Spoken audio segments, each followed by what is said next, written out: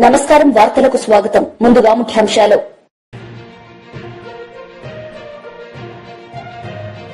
CM Chandrababu Naidu press meet పలు అంశాలపై వివరణ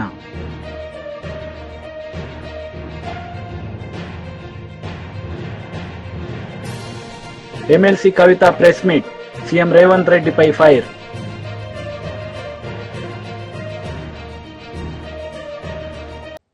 ఢిల్లీలో ముఖ్యమంత్రి నారా చంద్రబాబు నాయుడు మీడియా సమావేశం నిర్వహించారు. ఈ సందర్భంగా ఆయన మాట్లాడుతూ ఢిల్లీ పొల్యూషన్ ని కంట్రోల్ చేయాలంటే బీజేపీ డబుల్ ఇంజిన్ సర్కార్ రావాలని పిలుపు. Bring along with you, if not along with you, bring better living standards continuously and investing on them. It is possible. So these are all the models we have to talk about it, creative way. That is where Narendra Modi ji is providing leadership, very strong leadership. I don't have any doubt. India will become developed nation by 2047.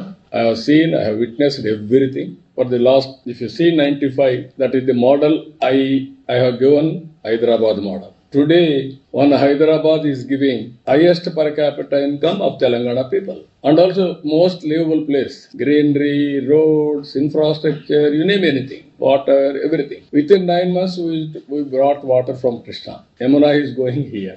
Most polluted river. You are unable, 10 years you are unable to control pollution. Now we are talking, going on pollution I will control. How we are going to control? Then this is where I am saying in Delhi, it is only half engine sarkar. Only all these things are possible, double engine sarkar. So all of you have to understand this. Then only it will be possible. Media has to understand first. You are the elite. You are the communicators for change. You have to do that. Not only ideology. Ideology has become irrelevant according to me. Performance has become relevant. Living standards are becoming irrelevant. Or theories, okay. Globally you are seeing what happened communism. Long back I told communism is over. Only tourism will prosper. Not now. It is a reality. Even China being a communist in politics, but not in development or economy. So this is where all of us has to understand the gravity of the situation. One thing I'm very clear, central budget is in right track, right direction, right path. Whereas in Delhi, people has to think. Poor people has to think. You wanted to be permanently in slum only, without water, without cleanliness, without proper amenities, proper opportunities. That is another model. Regarding Andhra Pradesh, we are working with central government. Some people are saying what you have got. We have got everything. I am very confident on that. It is in the right direction. Always one should be in right time, right place with the right people. Then things will happen automatically. So Andhra will play a very crucial role for development. You are all aware. I am always for development. And any reform, I will be number one. And also today, I am proud. Everybody is talking my language, that is artificial intelligence. Earlier, I am alone used to talk about it, IT. Nobody used to understand. Now it has become a passion. Everybody is talking about AI, artificial intelligence. I am talking now beyond that, deep technology in all walks of life. So this is a very inspiring time. మాజీ మంత్రి Srinivas Goud media సమావేశం నిర్వహించారు. ఈ సందర్భంగా ఆయన మాట్లాడారు. 11 senses లో 12.68 ఉంటారు. ఇట్లా ఈరోజు మీరు చేసిన ఈ సెన్సెస్ ఇప్పుడు దీనిలో 12.56 ఉంటారు. ఇట్లా బీహార్లో 10% పెంచి పెరిగిందని చూపిస్తూ కులాల వారిగా వాళ్ళు నివేదిక ఇచ్చారు. వాళ్ళు ఏ కులం ఎక్కడెక్కడ ఉంది పెరిగింది అని చెప్పి మండలాల వారిగా గ్రామాల వారిగా క్లియర్గా లెక్క ఉంది. మీరు చిత్తశుద్ధి ఉంటే గ్రామాల వారిగా బీసీ జనాభా ఎంత ఉంది, ఓసీ జనాభా ఎంత ఉంది, మైనార్టీ జనాభా ఎంత ఉంది అని గ్రామాల వారిగా ఆ గ్రామంలో గ్రామ పంచాయతీ ఆఫీస్ దగ్గర మీరు పబ్లిక్ చేయండి. డ్రాఫ్ట్ అప్లికేషన్ చేయండి. సరి చూసుకుంటారు వాళ్ళు. సంవత్సరం వరకు కాముండి అడవుడి ఏం అడవుడే 7th అసెంబ్లీ పెడతామన్నారు. దాన్ని మరి 5th అన్నారు. మళ్ళీ దాన్ని మరి 4th అన్నారు. 4th ఉదయం ఏమో క్యాబినెట్ పెడతారంట, ఇమ్మీడియట్గా అసెంబ్లీ పెడతారంట. ఎల్లుండే ఎలక్షన్ నోటిఫికేషన్ ఇస్తారంట, 42% రిజర్వ్ ఇచ్చేస్తారంట. కాదు మీకు బీసీల పట్ల ఎంత చిత్తశుద్ధి ఉందని చెప్పడానికి మీరే 4-5 వేల పేజీల నివేదిక ఉంది అన్నారు. మరి 1000 పేజీల నివేదికను ఉదయం 4 గంటలకు పెట్టి మళ్ళా 10 గంటలకు అసెంబ్లీ పెడితే 1000 పేజీలు శాసనసభ్యులు ఎట్లా చదువుతారు, ఎట్లా చర్చిస్తారు? చదవకుండానే చర్చను మమ అనిపించి అసెంబ్లీలో మీకు ఎంత ప్రేమ ఉంది, 7 తారీఖు 6 తారీఖు తీసుకొచ్చినాం, 5 తీసుకొచ్చినాం, 5 తారీఖు 4 తీసుకొచ్చినాం, 4 తారీఖు నాడు పెట్టి క్యాబినెట్ ఆమోదం చెప్పినాం, అయిపోయింది అనేటట్లు చేయడంలో అంతర్యం ఏముందని అడుగుతాను మేము. పచ్చి అబద్ధం. ఈనాడు టెక్నాలజీ ఉంది, ఈసీఎల్ కంపెనీలు ఉన్నాయి, కంప్యూటర్ చాలా ఉన్నాయి, ల్యాప్టాప్లు చిన్న ట్యాబ్లు ఉన్నాయి. మీరు ట్యాబ్లు ఇచ్చి టీచర్లకు మొత్తం తెలుసు, చదువుకున్న వాళ్ళతో చేయించిన అంటారు కదా, మీరు ట్యాబ్లు ఇచ్చి ట్యాబ్ ద్వారా సేకరించి ఇమ్మీడియట్గా సేకరించినటువంటి డాటా క్షణాల మీద సర్వర్కి వచ్చేటట్టు చేసుకొని ఇమ్మీడియట్గా ఇచ్చే అవకాశం మీకున్నా కాయిదాలు ఇచ్చి కొన్ని ప్లేస్లలో ఏమి నింపని ఇంకా సౌరాలలో కూడా పంపించి ప్రైవేట్లను పంపించి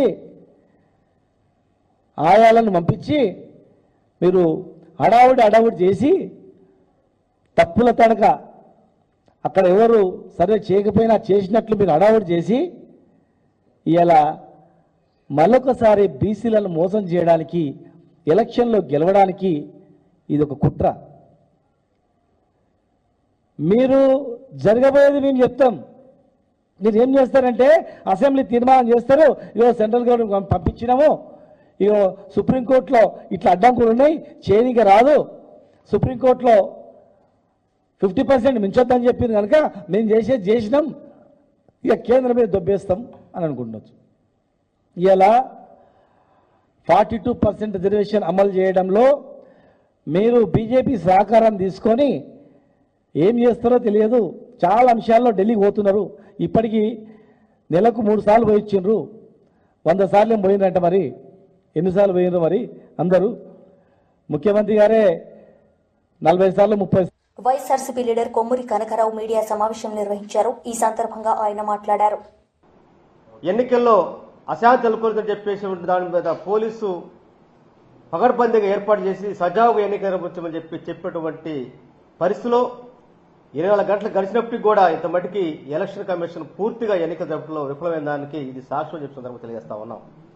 నిన్న హిందూపురంలో వైఎస్ఆర్ కాంగ్రెస్ పార్టీ కౌన్సిలర్ని కిడ్నాప్ చేసి ఈరోజు బలవంతంగా ఎన్నికని జరిపి వైఎస్ఆర్ కాంగ్రెస్ పార్టీలో దాదాపు 38 కౌన్సిలర్లు ఉంటే 30 మంది వైఎస్ఆర్ కాంగ్రెస్ పార్టీ ఉంటే ఈరోజు బలవంతంగా హిందూపురం మున్సిపల్ చైర్మన్ టీడీపీ అని చెప్పేసి నియమించడం అంటే ఎందుకంటే ఎన్నికల కమిషన్ ఫెయిల్ అయిపోయిందంటే ఎందుకంటే సాక్షి ఇంకోటి ఉందని చెప్పి అడుగుతా ఉన్నాం. మీ ఈ సందర్భంగా బాలకృష్ణ అడుగుతా ఉన్నాం, అయ్యా నువ్వు సినిమాలోని డాకు మహారాజువా లేక నిజ జీవితంలో నువ్వు న్యాయబద్ధంగా వ్యవహరించవా, ఒక అరాచకవాదం అనేది ఇంతకంటే సాక్ష్యం ఏం కావాలని చెప్పి అడుగుతా ఉన్నాం. ఈరోజు రాష్ట్రంలో ఒక ప్రజాస్వామ్య బద్ధంగా ప్రజలు ఎన్నుకొని ఒక పార్టీ సింబల్ మీద ఎన్నికటువంటి కార్పొరేటర్ని అదేవిధంగా కౌన్సిలర్లని ఈరోజు భయపెట్టి అదేవిధంగా ప్రలోభాలకు గురి చేసి లేదంటే దాడులు చేసి ఈరోజు బలవంతంగా టీడీపీకి అనుకూలంగా ఎన్నిక చేర్చుకోవటం అంటే ఇది ఒక దారుణమైనటువంటి రెడ్ బుక్ రాజ్యాంగానికి సాక్ష్యం అని చెప్పి తెలియజేస్తా ఉన్నాం. వాళ్ళు చెప్పారు మేము రాష్ట్రంలో రాజ్యాంగాన్ని అమలు చేయం, రెడ్ బుక్ రాజ్యాంగం అమలు చేస్తామని చెప్పిన దాన్ని తూసా తప్పక సూపర్ 6 అమలు చేయట్లేదు ఫెయిల్ అయ్యారేమో, కానీ రెడ్ బుక్ రాజ్యాంగం అమలు చేయడానికి 100% ఈరోజు వాళ్ళు ఈ ఎన్నికలో కూటమి ఏదైతే తెలుగుదేశం పార్టీ అక్రమాలకి అవినీతికి దాడులకు పాల్పడినటువంటి సంఘటన ఎన్నికల సాక్ష్యం చెప్పి తెలియజేస్తా ఉన్నాం. ఒక బీసీ మహిళ తిరుపతి మేయర్ అయినటువంటి మహిళ మీద దాడి చేసినటువంటి పరిస్థితి మనం చూసాం.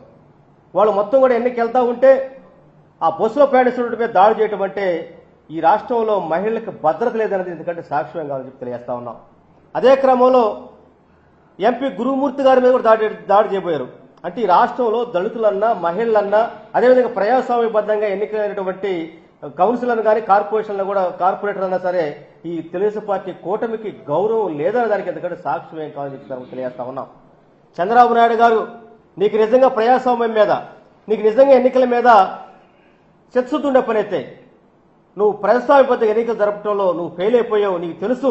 నువ్వు ఆది నుంచి కూడా ఎక్కడ కూడా సక్రమంగా నువ్వు నిజాయితీగా ఎలక్షన్ చేయలేదు. ప్రతి సందర్భంలో కూడా ఏదో పార్టీతో పొత్తు పెట్టుకొని ఏదో పార్టీ మద్దతు తీసుకుని నువ్వు అధికారంలోకి వచ్చావు తప్ప ఏ రోజు కూడా నువ్వు సొంతంగా గెలిచినటువంటి దాఖలాలు లేవు. కనుకనే ఈ రోజు జరుగుతున్న ఎన్నికలే దానికి సాక్ష్యం అని చెప్పి తెలియజేస్తా ఉన్నావు. నువ్వు 40 సంవత్సరాలు ఇండస్ట్రీ అంటావు, 4 సార్లు ముఖ్యమంత్రి అంటావు. మరి నీ చిత్తశుద్ధి ఏమైపోయింది అంటే ఈ రోజు నీ యొక్క ఏదైతే కుట్రలు కుయుక్తులు నీ జీవితంలో వచ్చినటువంటి పరిపాటికి వచ్చినటువంటి ఈ సాంప్రదాయాన్ని ఈ రోజు వచ్చినటువంటి ఉప ఎన్నికల్లో కూడా నువ్వు దాన్ని ఇంప్లిమెంట్ చేస్తున్న దానికి ఇంతకంటే సాక్ష్యం లేదని చెప్పి సాక్ష్యం ఇంకేం కావాలని చెప్పి అడుగుతా ఉన్నాం.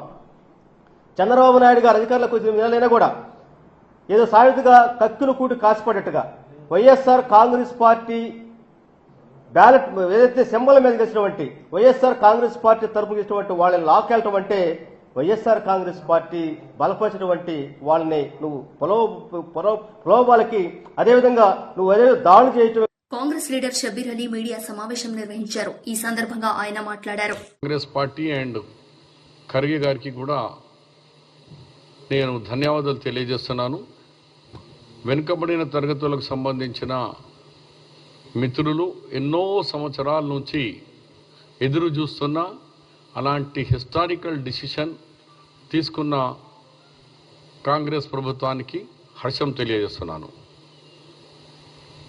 మరి ఎన్నో ప్రభుత్వాలు వచ్చినాయి.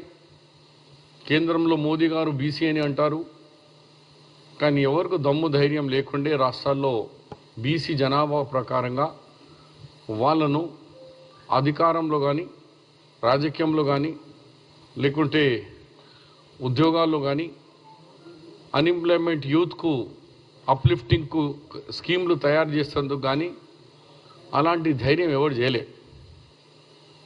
కానీ రాహుల్ గాంధీ గారు కాంగ్రెస్ పార్టీ రాహుల్ గాంధీ గారిది ఒక డ్రీమ్, आबादी में जिसका जितना हिस्सा है सरकार में भी उसका इतना हिस्सा होना चाहिए. అంటే జనాభాలో సంఖ్య ఉన్నది, ప్రభుత్వాల్లో కూడా ఆ సంఖ్యలో వాళ్ళకు న్యాయం చేయాలా అని ఈ ఆలోచన రాహుల్ గాంధీది. దాన్ని రాష్ట్ర ప్రభుత్వం భారతదేశ చరిత్రలోనూ ఇప్పుడు తెలంగాణ ప్రభుత్వం భారతదేశ చరిత్రలో ముందుకుండిపోతుంది. హిస్టరీ క్రియేట్ చేసినాం ఇవాళ. Last year same 4th February 2024కు ఈ కులగణన బిల్లు క్యాబినెట్ ఆమోదించి దీన్ని ఇంప్లిమెంట్కు ఆర్డర్ ఇవ్వడం జరిగింది. మళ్ళీ 1 year ఎగ్జాక్ట్ 1 yearలో 4th February 2025లో రేపు అసెంబ్లీలో క్యాబినెట్లో అసెంబ్లీలో పెట్టి దీన్ని అమలు చేయబోతున్నాం. ఇది దమ్మున్న సర్కార్, మాట ఇస్తే మాట మీద నిలబడే సర్కార్. అదే కేసీఆర్ 2014లో ఇంటిగ్రేటెడ్ హౌస్ హోల్డ్ సర్వే అన్నాడు, సర్వే చేసినాడు. మయం దుబాయ్ నుంచి మస్కట్ నుంచి ఊరుకుంటా ట్రైన్ల మీద డబ్బల మీద ఏంలా అంటే అలా ఉరికి వచ్చారు ఇంటికి. ఏదో అయిపోతుంది మా జనాభా లేకుండా ఏమవుతుంది అనుకున్నారు. కానీ దురదృష్టం ఇప్పుడు వరకు ఆ కులగణన సర్వే బయటికి పెట్టలే కేసీఆర్. 10 సంవత్సరాలు పెట్టలే. ఇవాళ కాంగ్రెస్ పార్టీ అరే झूठा కేసీఆర్ నువ్వైతే చేయలేవు, ఇక మేము చూడు దమ్మున్న సర్కార్, మేము మాట ఇచ్చినాం. మా లీడర్ రాహుల్ గాంధీ సూచన ఆయన ప్రకారంగా అడ్వైస్ ప్రకారంగా మేము ఇవాళ కులగణన అది ఇచ్చి, మీకు తెలుసు ఈ సర్వేలో క్యాస్ట్ వైజ్గా వచ్చింది. రేపు బ్రేకప్ రేపు ఇవ్వబోతున్నారు. బీసీల సంఖ్య 46.25, ముస్లిమ్స్లు కలిపితే ముస్లిం బీసీ కేటగిరీ కలిపితే 56.33, ఎస్సీల సంఖ్య 17.43. రేపు ఎస్సీలో కూడా మరి కేటగిరేషన్ ఇది కూడా రేపు ఫిగర్స్ వస్తాయి.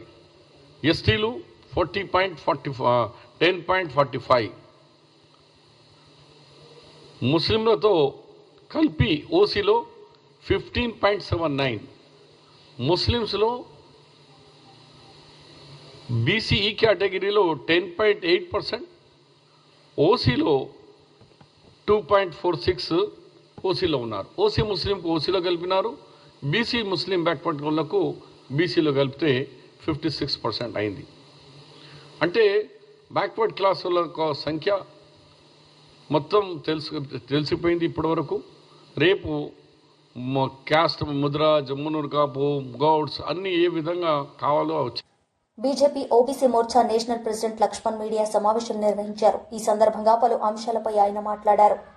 ఉపాధి ఉద్యోగ అవకాశాలు కల్పించేటువంటి ఎంఎస్ఎంఈలకు కూడా వారు పెద్దపీట వేసి ఈరోజు రాష్ట్రాల యొక్క హక్కులను గౌరవిస్తూనే సమాఖ్య స్ఫూర్తిని కొనసాగిస్తూనే ఇవాళ ఒక అంకిత భావంతో నరేంద్ర మోడీ ప్రభుత్వము, ఆర్థిక మంత్రి నిర్మలా సీతారామన్ గారు ప్రవేశపెట్టిన బడ్జెట్ను ఇవాళ రాష్ట్ర భారతీయ జనతా పార్టీ కూడా హృదయపూర్వకంగా స్వాగతిస్తూ ఇది ఒక మైల్ స్టోన్.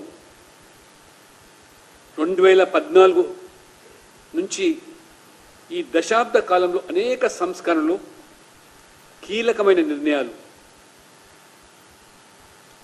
ఏ రకమైన విమర్శలు ఆ దాటిని మోదీ గారు ఎదుర్కొన్నారో మనందరం కూడా సాక్షులం. జిఎస్టీ ప్రవేశపెట్టినప్పుడు కానీ, పెద్ద నోట్లు రద్దు చేసినప్పుడు కానీ, లేదా జామ్ ఆనాడు జన్ధన్ యోజన కింద పేద వర్గాల 60 కోట్ల మంది ఖాతాలు తెరిపిస్తే ఒరుగుతుంది ఏమి అని ప్రశ్నించే వాళ్లకు ఇవాళ ఇది సాక్ష్యం. ఇవాళ ఈ కీలకమైన నిర్ణయాలతో పాటు విద్య, వైద్యానికి, మౌలిక వసతుల రంగాల్లో మరి చాలా స్పష్టమైనటువంటి అభివృద్ధి వల్ల కల్లారా చూస్తున్నాం. విద్యారంగంలో మెడికల్ సీట్స్ నుంచి పెంపుదల నుంచి మొదలుకుంటే మెడికల్ కాలేజీ రెట్టింపు, ఐఐటీలు లేదా ఐఐఎంలు, విశ్వవిద్యాలయాలు ఏ రకంగా ఇవాళ మరి పెంచుకుంటూ పోతూ సామాన్యుడు కూడా నాణ్యమైన విద్య అందుబాటులో తీసుకురావడం, అనేక కేంద్ర విశ్వవిద్యాలయాలు కూడా. దాంతోపాటు వైద్య రంగంలో కూడా All India Institute of Medical Sciences ఏ కొద్ది రాష్ట్రాలకే పరిమితమైన దాన్ని దాదాపు అన్ని రాష్ట్రాలకు కూడా మరి ఇవాళ ఎయిమ్స్ అందుబాటులో తీసుకురావడం.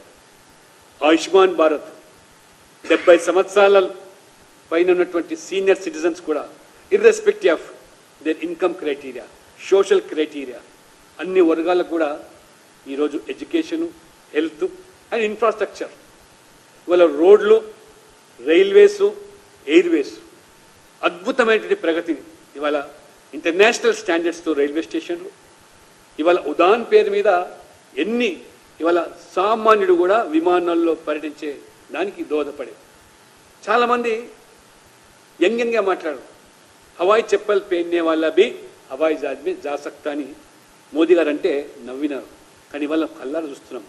ఇవాళ ఎయిర్పోర్ట్లు కిక్కిరిసిపోతూ ఉన్నాయి. ఇవాళ మారుమూల ప్రాంతాల్లో, నార్త్ ఈస్ట్ స్టేట్స్లో ఇంతకుముందు ఢిల్లీకి దూరంగా ఉన్నామని చెప్పేటువంటి ఆ యొక్క ఈశాన్య రాష్ట్రాలు మేము ఇండియన్స్ అని చెప్పుకునే పరిస్థితి ఏ రకంగా లేకుండా పోయిందో అటువంటిది ఇవాళ వాళ్ళని ఢిల్లీకి కనెక్ట్ చేసి ఏ రకంగా ఇవాళ అగ్రగామిగా కొనసాగుతుంది అభివృద్ధి.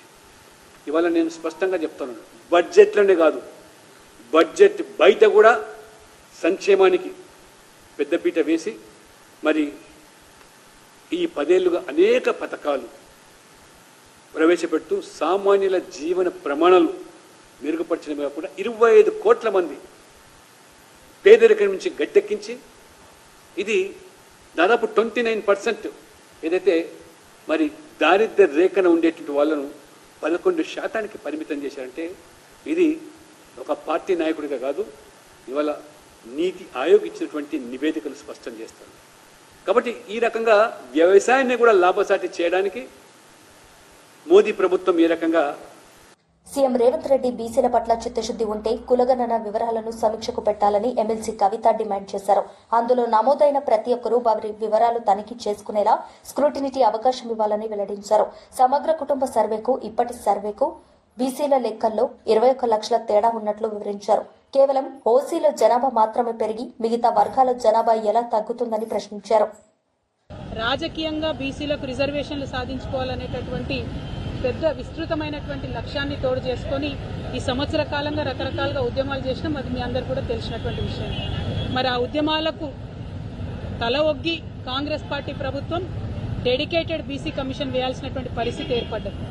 డెడికేటెడ్ బీసీ కమిషన్ ద్వారా లెక్కలు చేయాలి, ఎన్యూమరేషన్ చేయాలి అని మేమందరం కోరినా కూడా మా మాట పట్టించుకోకుండా ప్లానింగ్ కమిషన్ ద్వారానే ఇవాళ ప్లానింగ్ డిపార్ట్మెంట్ ద్వారా ప్రభుత్వం సర్వే చేయించడం జరిగింది.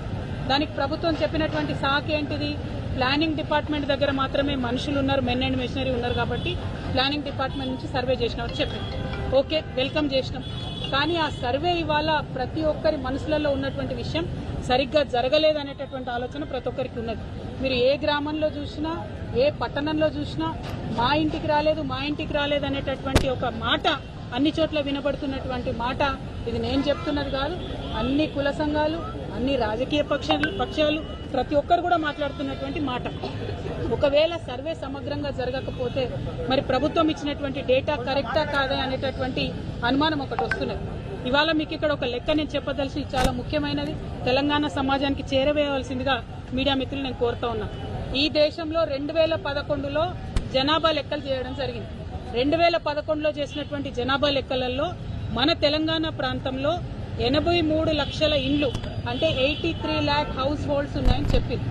ఆనాడు వాళ్ళు చెప్పినటువంటి జనాభా, కేంద్ర ప్రభుత్వం చేసిన జనాభా లెక్కల్లో 3,50,00,000 మంది జనాభా ఉందని చెప్పింది. ఏది 2011. 2014లో ఎప్పుడైతే తెలంగాణ రాష్ట్రం ఏర్పడ్డదో కేసీఆర్ గారు నిర్వహించినటువంటి సమగ్ర కుటుంబ సర్వే ఒకటే రోజులో చాలా పటిష్టంగా విదేశాలలో ఉన్న మన వాళ్ళని కూడా ఇంటికి రప్పించి చేసినటువంటి సర్వేలో వచ్చిన లెక్కలు ఏంటంటే 1,03,00,000 హౌస్ హోల్డ్స్ ఉన్నాయి మన దగ్గర.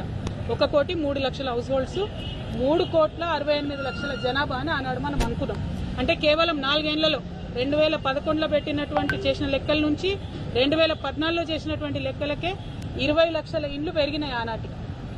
అది పక్కన పెడితే ఇవాళ 2014 నుంచి 2024 సంవత్సరంలో ఉన్నాం. 10 సంవత్సరాల తర్వాత వాళ్ళు లెక్క పెట్టేటప్పటికి ఇది మనం ఉన్నది 25లో కానీ వాళ్ళు లెక్క పెట్టింది 24లో. ఆ 24లో చేసినటువంటి లెక్కలో 10 ఏళ్ల తర్వాత చేసినటువంటి లెక్కలో కాంగ్రెస్ ప్రభుత్వం ఏం చెప్తుంది? 1,15,00,000 ఇండ్లు ఉన్నాయని చెప్తున్నది. 1,15,00,000. జనాభా ఎంత అని చెప్తుంది? 3,70,00,000 అని చెప్తుంది. మనకు 11 నుంచి 14 వరకు చేసినటువంటి లెక్కలలోనే సంవత్సరానికి 6 లక్షల కుటుంబాలు పెరుగుకుంటూ పోయినాయి. ఆ లెక్కన చూసుకుంటే ఈ 10 ఏళ్లలో ఎన్ని ఇండ్లు పెరగాలి? కనీసం 60 లక్షల కుటుంబాలు పెరగాలి. మనము బీఆర్ఎస్ పార్టీలో మనము 2023 వరకు అంటే 10 సంవత్సరాల్లో ఇచ్చినటువంటి కళ్యాణ లక్ష్మి చెక్కులే, అంటే పేదవారికి ఇచ్చేటటువంటి కళ్యాణ లక్ష్మి చెక్కులే 13,78,000 ఉన్నాయి. అంటే అట్లీస్ట్ కొత్తగా 13,78,000 మంది కుటుంబాలు క్రియేట్ అయినాయి. కానీ ఈ ప్రభుత్వం చెప్పే లెక్కలు ఎట్లున్నది? 12 లక్షలు కూడా పెరిగినాయని చెప్తలేదు. అంటే ఇది ఏ లెక్కన చూసినా కూడా, జనాభా లెక్కల ప్రాతిపదిక చూసినా, సమగ్ర కుటుంబ సర్వే ద్వారా చూసినా, కళ్యాణ లక్ష్మి చెక్కుల ద్వారా చూసినా, ఇంకొక డేటా ఉంటుంది, నేషనల్ హెల్త్ మిషన్ అనే డేటా ఉంటుంది. వాళ్ళు 2 ఏళ్లకు ఒకసారి జనరల్ గా దేశమంతా లెక్కలు తీస్తుంటారు, శాంపుల్ చేస్తారు. మొత్తం జనాభా లెక్కలు చేయరు, శాంపుల్ చేస్తారు. అది అథెంటిక్ గా కేంద్ర ప్రభుత్వం డేటా. అందులో కూడా వాళ్ళు ఏం చెప్తారంటే 50 నుండి 52% బీసీలు ఉన్నారు తెలంగాణలో అని వాళ్ళు చెప్తుంటారు ప్రతి 2 ఏళ్ల కోసం. కానీ ఇవాళ ఈ ప్రభుత్వం ఏం చెప్తుంది? కేవలం 46.2% బీసీలు ఉన్నారని చెప్తున్నది. మరి ఇది కరెక్టా అన్నటువంటి విషయం ఒక్కసారి రేవంత్ రెడ్డి గారు గుండె మీద చేసుకొని ఆలోచన చేయాలి. మీకు నిజంగానే బీసీల పట్ల చిత్తశుద్ధి ఉంటే మీరు చేసినటువంటి ఆ జనాభా లెక్కల డేటా ఏదైతే ఉన్నదో దాన్ని మీరు రివ్యూకి పెట్టండి. అంటే నేను జనాభా లెక్కలలో నా పేరు ఇచ్చిన బీసీ జనగణన జరిగినప్పుడు, ఒకవేళ నేను వెబ్సైట్లోకి పోయి నా పేరు టైప్ చేసి నా ఆధార్ కార్డు టైప్ చేస్తే నేను ఇచ్చిన వివరాలు అందులో రావాలి. మీరు 3 రథసప్తమి సందర్భంగా ఈ రోజు శ్రీకాకుళం సూర్య దేవాలయంలో ఈ యొక్క పండుగని రాష్ట్ర పండుగగా అవకాశం ఇచ్చిన శుభ సందర్భంగా సిక్కోలు బిడ్ కేంద్ర మంత్రి కించరపు రామ్మోహన్ నాయుడు, నియోజకవర్గ ఎమ్మెల్యే గొండు శంకర్రావుతో పాటు ఈ యొక్క సూర్య నమస్కారంతో ప్రారంభించిన కార్యక్రమంలో పాల్గొన్నారు. మనకు వచ్చిన ఈ అవకాశాన్ని సద్వినియోగం చేసుకోవాల్సిందిగా భక్తులకు మంత్రివర్యులు కోరారు. ఈ భౌతిక శరీరం స్థూల శరీరం అంటాం. సూక్ష్మ శరీరము అంటే మనస్సు, కారణ శరీరము అంటే ఆత్మ, మహాకారణ శరీరము అంటే పరమాత్మ. జీవాత్మ పరమాత్మతో కలిస్తేనే జన్మరాహిత్యం వస్తుంది. ఓ అతిథి దేవో భవ. వీళ్ళంతా ప్రత్యక్ష దైవములు. మరి యొక్క ప్రత్యక్ష దైవమే శ్రీ సూర్యనారాయణమూర్తి వారు. వారి గాయత్రి మంత్రం ఆరహస్తాసన, చేతులు కాలుకి తేలించారు. నంబర్ 4, కుడి కాలు వెనక్కి పట్టుకు వెళ్ళండి, అశ్వ సంచాలాసన. నంబర్ 5, ఎడం కాలు కూడా వెనక్కి పట్టుకు వెళ్ళి దండాసన. నంబర్ 6, అష్టాంగ నమస్కారాసన. నంబర్ 7, భుజంగాసన, పైకి రావాలి గాలి పీలుస్తూ. నంబర్ 8, పర్వతాసన, గాలి బంధించాలి. నంబర్ 9, కుడికాలు ముందుకు తెస్తూ అశ్వ సంచాలాసన. నంబర్ 10, ఎడంకాలు కూడా ముందుకు తెచ్చి పాదహస్తాసన. నంబర్ 11, గాలి పీలుస్తూ హస్త ఉత్తానాసన, గాలి వదులుతూ నమస్కారాసన. సంతాన ఉత్పత్తి గ్రంథులకైతేనేమి, జీర్ణ గ్రంథులకి అయితేనేమి, మన థైమస్ గ్లాండ్ ఉన్న గుండె ఊపిరితిత్తులకు అయితేనేమి, మన కంఠంలో ఉన్న. వార్తలు ముగించే ముందు ముఖ్యాంశాలు మరోసారి. CM Chandrababu Naidu press meet, పలు అంశాలపై వివరణ.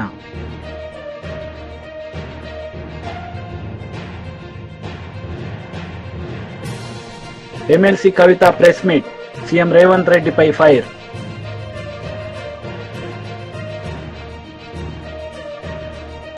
ఈ వార్తలు ఇంతటితో సమాప్తం. తిరిగి ప్రసారమయ్యే వార్తల్లో మళ్లీ కలుద్దాం. అంతవరకు సెలవు. నమస్తే.